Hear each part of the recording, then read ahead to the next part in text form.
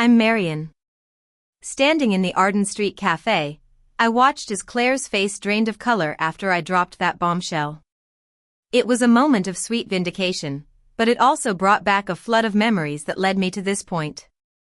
A few weeks ago, I was sitting at my usual spot in the office, going through emails, when my phone buzzed. It was a text from my ex, Leo. "We need to talk about us." My heart sank, and I knew that our relationship, which had once seemed so promising, was on the verge of collapse. Leo and I met on a dating app. In this modern age, it was the most common way to find a partner.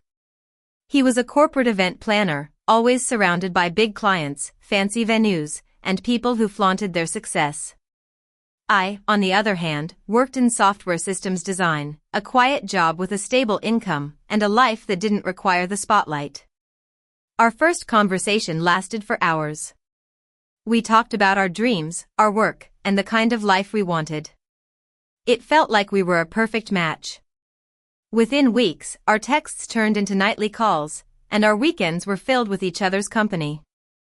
It was a beautiful routine, or so I thought. For the first few months, Leo made me feel special. He was attentive and caring, and I felt like I had found the one. But then, his ex-girlfriend, Ava, started to creep into our conversations. At first, it was harmless mentions like "Ava used to love this place" or "Ava would have laughed at that." I told myself it was just a part of his past, and it was normal to talk about it. However, as time went on, the tone changed. He started comparing me to Ava. "Ava always dressed better for events," he'd say, or "Ava's apartment had a view." It was like a slow poison, chipping away at my self-esteem.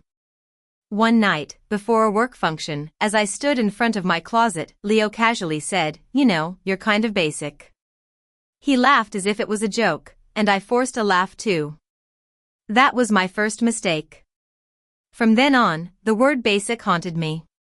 He used it to describe my taste, my expectations, and my comfort.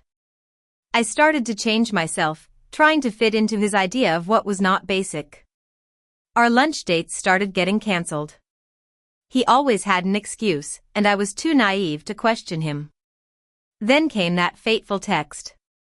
After our phone call where he said he ran into Ava and they had coffee, the text read, "You're too basic for the life I want."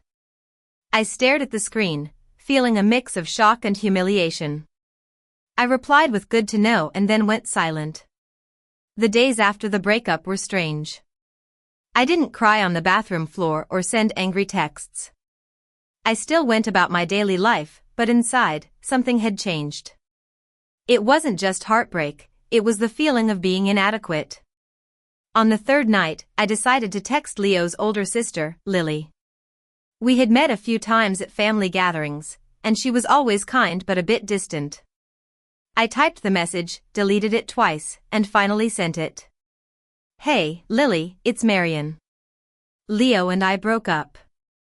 Just wanted to give you a heads up in case he mentions it." She replied quickly, asking what happened. I told her that Leo said I wasn't aligned with the life he wanted, and his ex had helped him realize it.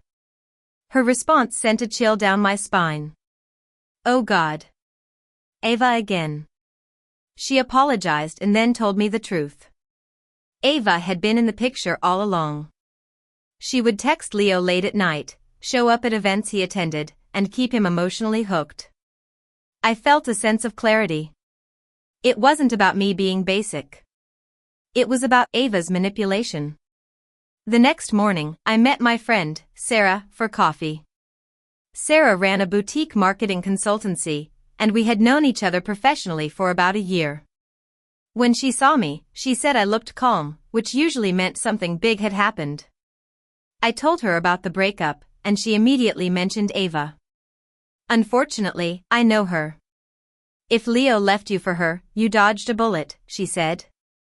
She showed me a photo of Ava on a yacht with another man. The caption read, "Living the dream. She rotates."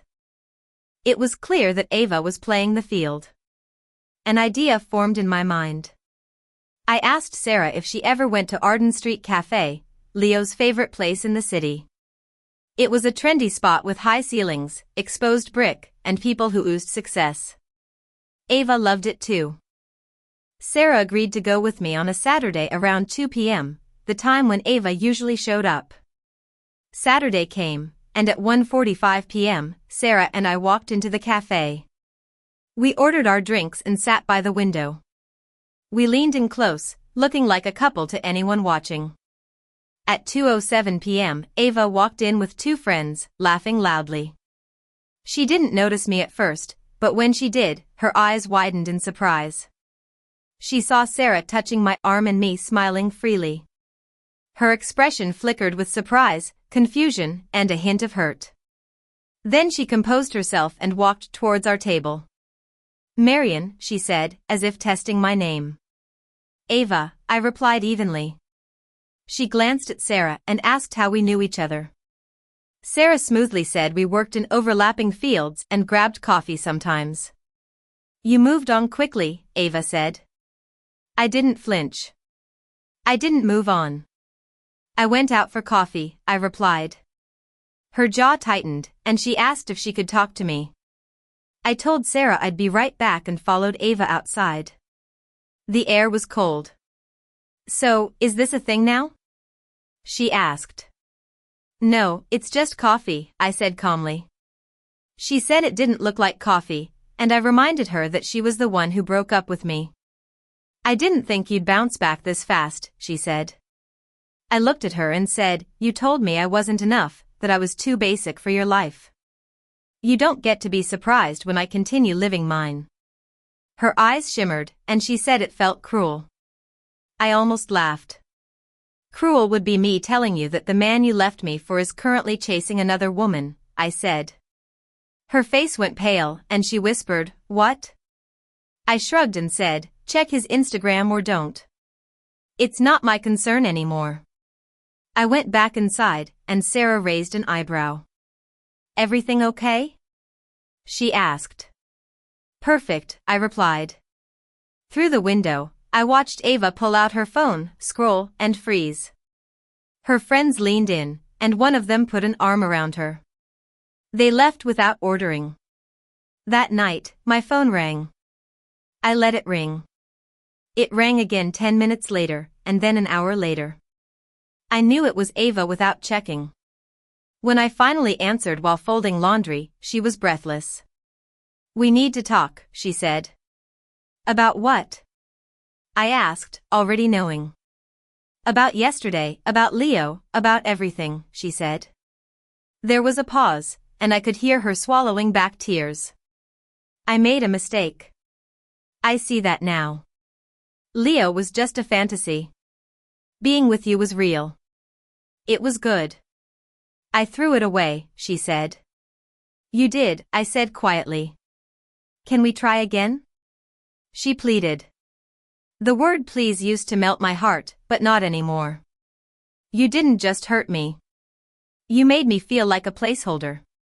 I deserve someone who doesn't need to lose me to realize my value," I said. She started crying and asked if that was it. "You were done first." "I'm just catching up," I replied.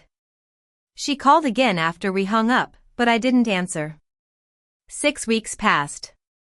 I heard through Lily that Ava and Leo tried to make things work, but it only lasted 2 weeks before he disappeared, probably chasing the same woman Sarah had warned me about. I ran into Ava at a work event 2 weeks ago. She avoided eye contact, but I smiled politely and went back to my conversation.